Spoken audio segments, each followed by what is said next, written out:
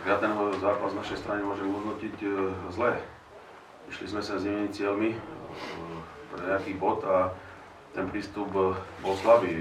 Slabá efektivita, jeden gól je strašne málo. Na to, aby sme boli úspešní, samozrejme Mikuláš má skúsené mužstvo, ale my keď chceme nejakým spôsobom získať body v tejto baráži, tak tam musíme o moc viacej smerom dopredu, o moc viacej smerom dozadu a byť agresívnejší. Čiže chlapci zistili, že hrať proti extraligovému mužstvu nie je jednoduché.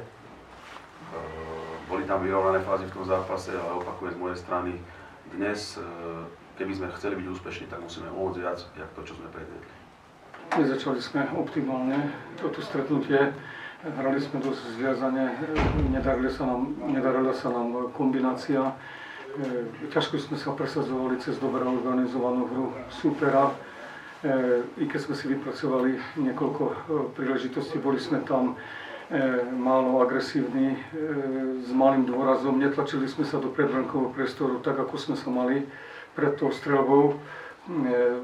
Pomohol nám vyrovnávajúci gól, kedy sme sa trošku ukludnili a začali sme mať viac sme začali hrať u supera v pásme, získavali sme puky v útočnom pásme, vedeli sme tam to podržať a to, vlastne to všetko vedlo k nášmu víťazstvu v dnešnom stretnutí.